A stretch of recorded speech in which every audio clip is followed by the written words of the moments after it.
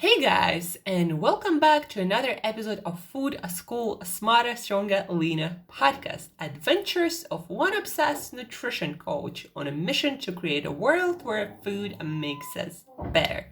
Today is Friday, guys, and it's our last episode of the week, and we are discussing some of the classics or questions that I'm as a nutrition coach asked almost like every other day because there is so little knowledge, like quality knowledge about our human diet and what it actually is supposed to be. But, I find it actually very funny that people who work in agriculture, who raise animals for food, animals, cows, different birds, whatever those animals might be, they study a lot their nutrition, but also people who raise animals like in zoos or maintain animal health, maybe in some national parks. Those people, they study a lot animal nutrition and what kind of nutrients those animals need to thrive. And we as human beings, we know that certain species of animals need certain diet to thrive and to be healthy and to have a lot of energy and to reproduce. But then somehow we completely forget that we humans are also animals and we have a very specific diet that we need to not just survive and be alive, but to also thrive and be healthy mentally, emotionally, and physically. To thrive, to reproduce, to avoid disease and sickness. We somehow forgot that somewhere in between all this noise about diets and different food products and food marketing and big food and eating organic foods or some superfoods. We forgot to cover the basics or eating certain vitamins and minerals, and of course carbohydrates, fats, and proteins, and energy that can be measured in calories. We forgot that we need all this, and especially for our quite complex physiology and our quite complex organ systems like our brain and many other systems. So we forgot that we need those essential nutrients to thrive also, and we need to get them from whole foods, as most of the studies show that supplements just don't really work. They can help us to not die, to prevent some deficiencies in very severe cases, but to thrive, supplements are they're just not going to make it for us. And we need to learn how to eat to get all the nutrients we need from whole foods. And I personally believe it needs to be taught in school. So every adult knows what they need to eat. And ideally, some technology, food stores, grocery stores, restaurants should support different choices. So we cover the basics when it comes to vitamins and minerals. So the question that I'm getting asked really often is the next one. What are some vital vitamins and minerals, vitamins and other nutrients we need to survive? Which foods contain a large amount of these vitamins, minerals, and other nutrients? So of course, guys, we as human beings, we want to simplify. We don't want to be counting every single nutrient. Even I can't really imagine myself counting every nutrient. That's why I'm focusing in my diet, in my nutrition, on eating the most nutrient-dense foods that I can get my hands on.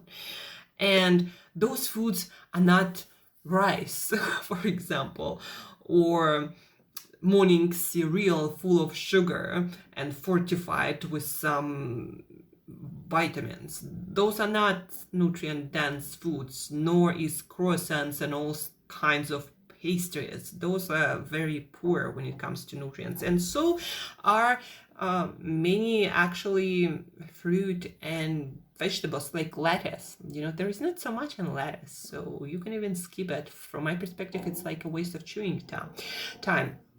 So guys, what vitamins and minerals do we need? We need actually 13 essential vitamins and 16 essential minerals to thrive. So we need vitamins A, C, D, E, K, that is K1 and K2, and 8 B vitamins. We need minerals like calcium, phosphorus, potassium, sulfur, sodium, chloride, magnesium, iron, zinc, copper, manganese, iodine, and selenium, molybdenum, chromium, and fluoride. Yes, guys, we need all of this. But most of the nutrients are quite easy to get from a variety of foods. It's like almost every food has them. And some nutrients are not that easy, and in our refined and fortified food culture, that's why a lot of people globally are deficient in those nutrients, especially nutrients like vitamin A, vitamin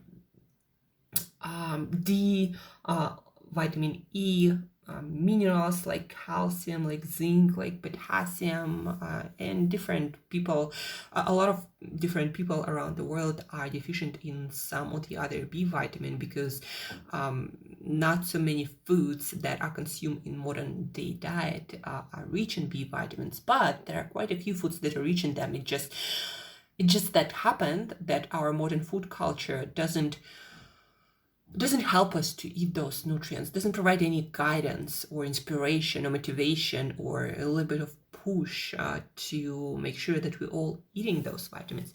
So what are some nutrient-dense foods that we can include in our daily diet to make sure that we do consume a lot of those essential for life and to thrive, for health and energy nutrients?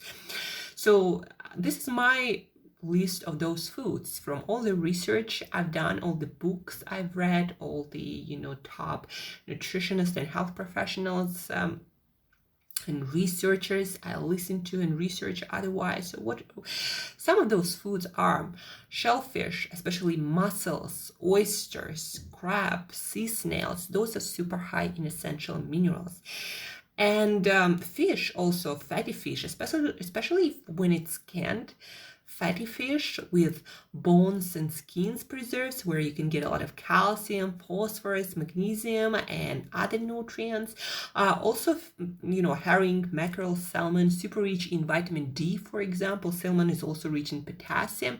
There are so many nutrients in shellfish and seafood and fish, guys. Then, by the way, guys, I'm listing these foods in no particular order. I can't say that one food group is superior to other food groups. That's why it's important to eat a variety of different foods from different food groups. So try to really make it a rule to pick up some new food, new vegetable, new shellfish, new tuber, new bean, new, meat, every time you go to the store. Even when it comes, for example, to eggs, one of the most nutritious foods on the planet, you can get chicken eggs, duck eggs, quail eggs, and so many other different eggs in different parts of the world. So check it out, guys. They all have different nutrients. So shellfish and seafood, we talked about that.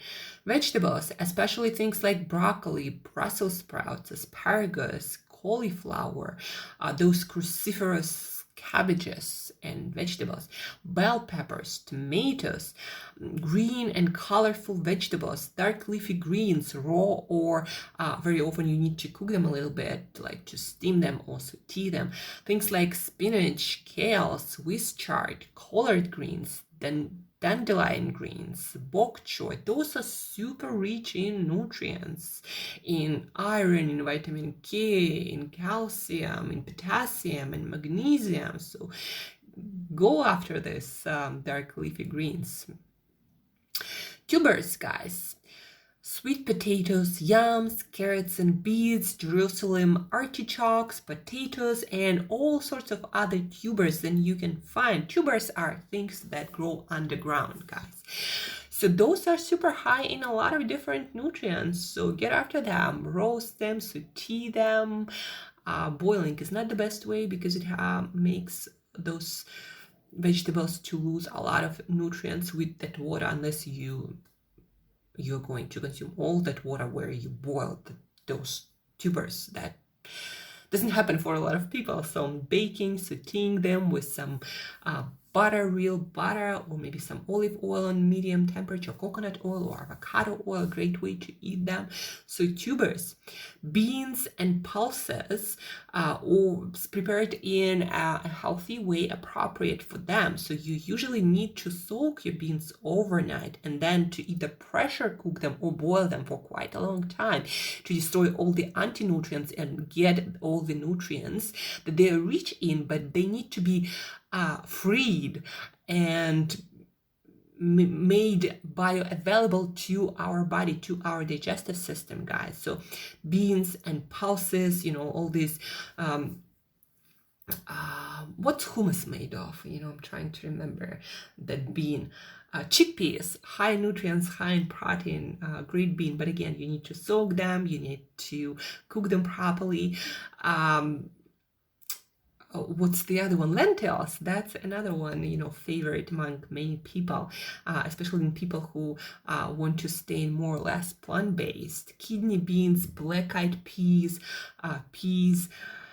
So beans and pulses. Then some pseudo grains. I really highly recommend you guys to switch to pseudo grains or ancient grains that are not actually grains in most cases, that are seeds, because they are the highest in nutrients, not so high in carbohydrates, really high in fiber, in antioxidants.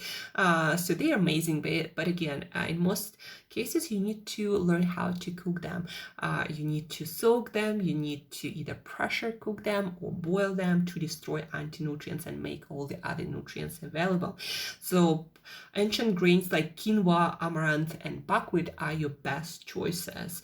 By the way, guys, if someone is a fan of brown rice, I highly recommend you to quit that for a while because, well, first of all, most of the rice is really high in arsenic. There is a poison, and then especially brown rice can cause zinc deficiency because it binds zinc and takes out of your body. So you might become zinc deficient, and zinc is super important for our immune system.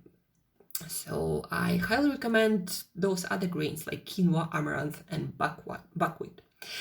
Then the next group is organ meats, guys. Whenever you have available to you something like liver, hearts, kidneys, they are so freakingly rich in nutrients, especially B vitamins and especially folate, and those nutrients that are so rare in other food groups. Like whenever you can eat them, guys.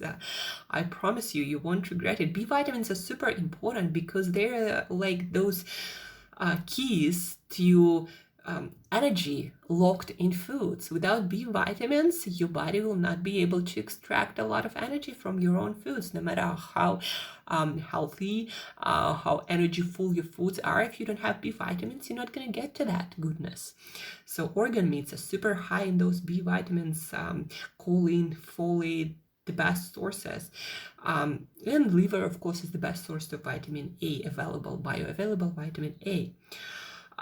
Eggs, another food group, super high in different nutrients, in a whole range of nutrients, variety of nutrients. So don't skip the yolk. That's where the most goodness is. And don't eat your eggs raw. The best way to eat your eggs, actually, to destroy the anti-nutrients in them and make all the protein, all the healthy fats and other vitamins available. So the best way to eat your eggs, actually boil them for 5-6 minutes.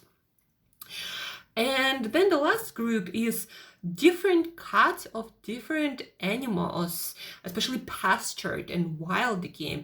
And different cuts, I mean it, guys, not just like steak or breast or those more familiar and less fatty cuts. You don't want to be skipping on fat in most meats because that's where you can find a lot of nutrients. And you also need good quality fat for your own health and your own hormones. And so don't shy away from dark meat, especially like meat of geese or ducks or legs and thighs and shoulder blades and shoulders, and like all these different cuts.